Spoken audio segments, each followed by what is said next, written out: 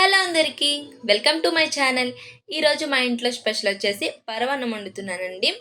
దీని ప్రాసెస్ అయితే నా స్టైల్లో చేసి చూడండి, చాలా అంటే చాలా బాగుంటుంది. ఇప్పుడైతే నేను ఒక బౌల్ తీసుకున్నాను, ఆ బౌల్లో రైస్ తీసుకున్నానండి. ఇంకొక కప్లో అయితే నేను బెల్లం తురుము తీసుకున్నాను. నెక్స్ట్ అయితే ఒక ప్లేట్ తీసుకుని దాంట్లో డ్రై ఫ్రూట్స్ అండ్ యాలక్కాయలు తీసుకున్నాను. యాలక్కాయలు దేనికి యూజ్ అవుతాయి అంటే స్మెల్ కోసం అండి. నెక్స్ట్ నెయ్యి కూడా తీసుకున్నాను. నెక్స్ట్ వచ్చేసి మిల్క్ అండి, మిల్క్ కూడా తీసుకున్నాను. ఇప్పుడైతే మనం ప్రాసెస్ స్టార్ట్ చేద్దామండి. వచ్చేయండి చూసేద్దాం. ఇప్పుడైతే నేను ఒక కుక్కర్ తీసుకున్న రైస్‌ని అయితే కుక్కర్‌లో యాడ్ చేసుకున్నాను. ఏ కప్‌తో అయితే మనం రైస్‌ను తీసుకున్నామో అదే కప్‌తో మనం మిల్క్‌ని కూడా యాడ్ చేసుకోవాలండి. కొంచెం వాటర్ కూడా నేను యాడ్ చేశాననమాట.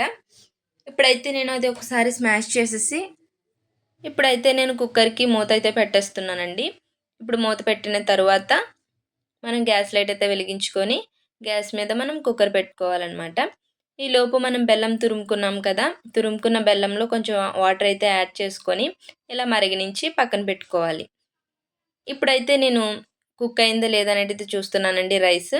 నాకైతే చాలా అంటే చాలా బాగా కుక్ అయిపోయింది.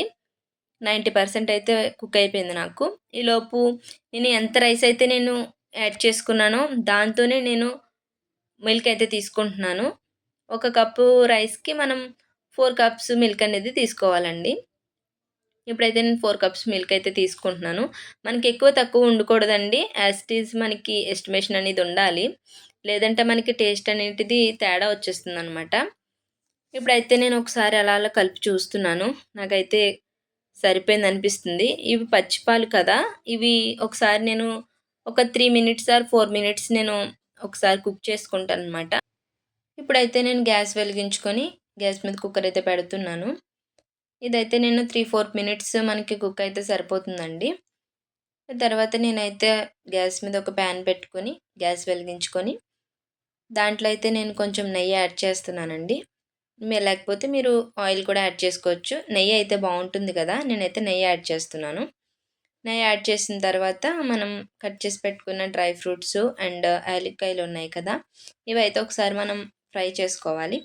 ఫ్రై చేసుకొని మనకి కుక్ అయిపోయిన దాంట్లో యాడ్ చేసుకోవాలనమాట. నెక్స్ట్ అయితే ఇప్పుడు నేను కరిగించి పెట్టుకున్న బెల్లం వాటర్ కూడా నేను యాడ్ చేసేసాను. యాడ్ చేసి ఒకసారి అలా అలా కలిపి చూస్తున్నాననమాట.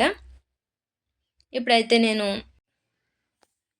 ఇప్పుడైతే నేను గ్యాస్ వెలిగించుకొని గ్యాస్ మీద ఈ కుక్కర్‌ని అయితే పెడుతున్నాను. అంతేనండి, టేస్టీ టేస్టీ పరమాన్నం అయితే మనకి రెడీ అయిపోయింది. ఇప్పుడైతే చూడండి నేను పిక్స్ యాడ్ చేశాను.